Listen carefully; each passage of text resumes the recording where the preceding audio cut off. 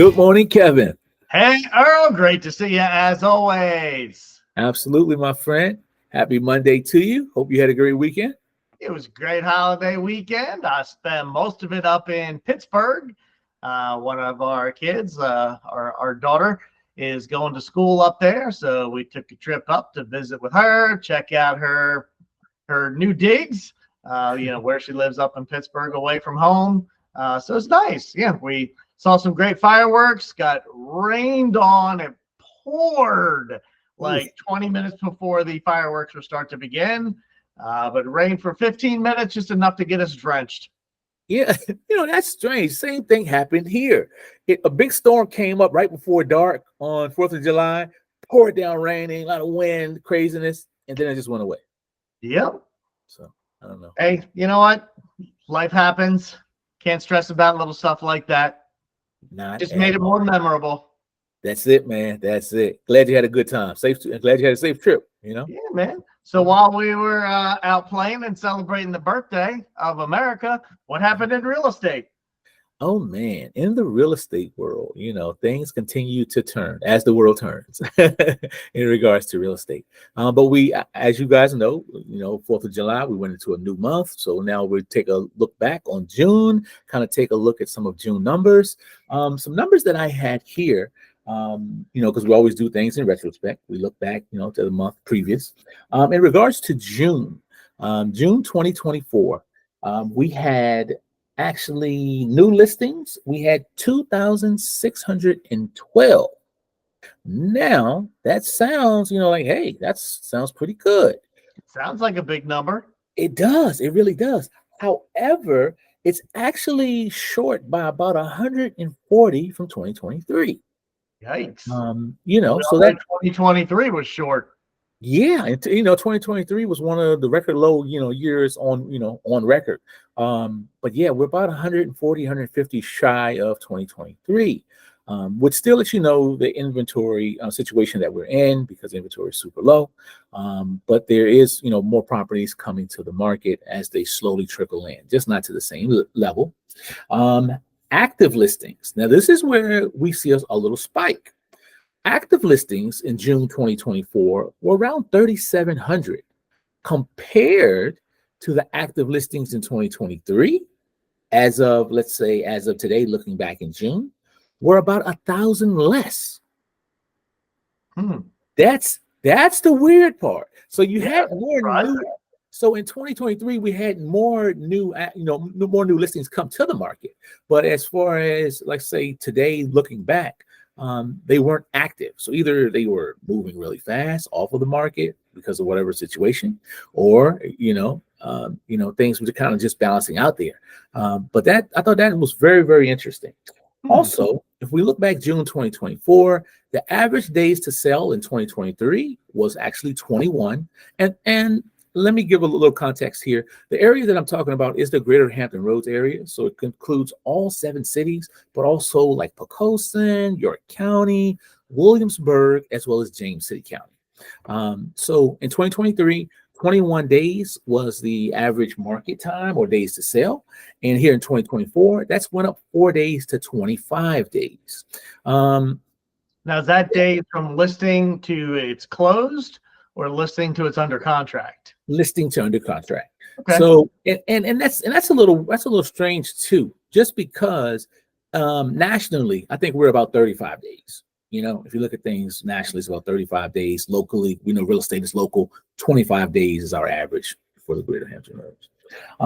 And also another interesting, this is the final local stat, but listing price to actual sales price. It was very interesting, and I'll tell you why. Listing price average for the greater Hampton Roads area was about $430,000, $440,000. The actual sales price, more around $414,000. So that lets you know, homes aren't losing value, because as we discussed previously, homeowners have gained equity, still in great numbers over the last year. But from list price to average sales price, that's something all home sellers need to keep in mind, especially when listing your property. You don't want to go into the situation with a mindset of 2022. You want to go into a mindset of 2024. and understanding the current market conditions and things taking a little longer to sell and what have you.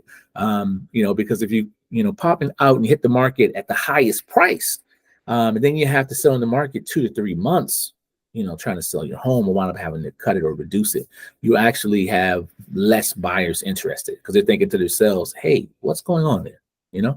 Yeah. So it's surprising because the number of days on the market is higher than I would have guessed, because you hear the stories like, oh, the house goes on the market, it's sold the first few days, has a whole bunch of offers. So yeah, I would have actually thought that number would have been a bit lower. And what you're thinking is correct. Certain homes, if it's priced properly, if it's in move-in ready condition where people, just move in, just basically like a brand new apartment or something like that, a rental, then they're still flying off the shelves. They're still having multiple offers. But some homes that are great homes, but just need just a little TLC, paint, carpet, minor things, those are sitting a little bit longer.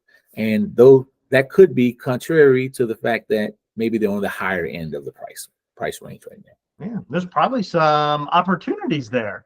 If you can find those homes that have been sitting a little longer, maybe need a little TLC, you might be able to find some purchase opportunities that you can jump into now and make it your perfect home. And that kind of leads to the article that we were talking about, focusing on time in the market, not timing the market. Now, this time in the market, I think, is more getting in, not necessarily looking for age listings and leads. But Earl, you want to kind of start us out on that discussion point? Yeah, absolutely. And you're absolutely right. Like you said, the best thing you want to do is focus on your time in the market and not trying to time the market. Because as we know, as the article says as well, in the beginning of the year, everybody thought rates would be way down, at least a point down below where they are now. And it's not, even though everyone had the analysis and they had the ideas and estimates and, all these professionals, what have you, no one really knows what's going to happen in regards to interest rates or trying to time that market. So like Kevin was saying, the best thing you want to do is be in the market so you can kind of see what's happening, what's going on around you. You don't want to say, well, I'm going to sit on the sidelines and wait till things improve. As we talked about before, home buyers that did that within the last year already lost $30,000. $30,000. That's very significant money. If you talk about that average purchase price, he said was like, 420, 430 for listing, for something for average sales price, etc. Well, the estimated home price performance, so the anticipated increases in value, continue to be about 4% per year for the next 4 or 5 years. So 4%, $400 and some $1,000 is a lot of money. Yes. So if you buy now, you start gaining in equity, you start locking in your value, and you can always refinance later. Mortgage rates are a bit higher than we expected them to be right now, but we're hearing from the Fed that things are settling down. So, we're not going to be rushing down. Rates aren't going to be dropping into the 2s and 3s, but 2025, we might be comfortably in the low 6s. 2026, we might even see some 5s again. But you know what? You'll be in that house, you'll be gaining equity, and you can always save money on the mortgage later. Absolutely. And that's the big thing. That's the whole big idea. Just what you said there, Kevin, is being in the house now. You're able to be in the house and you're able to, it's like your savings account. You're able to be in the house now, and all the money that you pay out, it's just building and it's appreciating over time. You're building, on that. I mean, I don't know many savings accounts that are gaining 4% interest a year. I mean, I don't care which bank, that you are. But another huge point that I heard you say, which is absolutely 10 times, 100 million times correct. And that is, you don't want to sit around and try to guess what the interest rates will be. Because if you're looking for a 2 to 3% interest rate, we have to think about what happened when we had those 2 to 3% interest rates.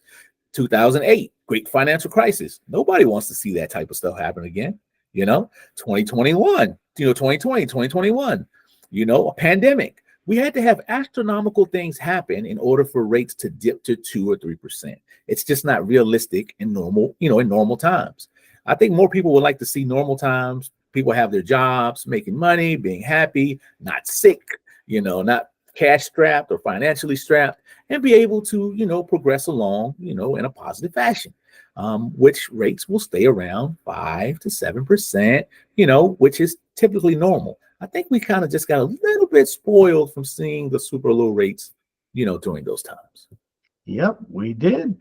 And, I talk to folks all the time. They're like, oh, I should have bought in 2020. Well, guess what? In 2020, we talked to folks and we're like, oh, I should have bought in 2015. 2015, they said, oh, we should have bought in 2010. Yeah, right, I mean, right. The best time to buy real estate is yesterday.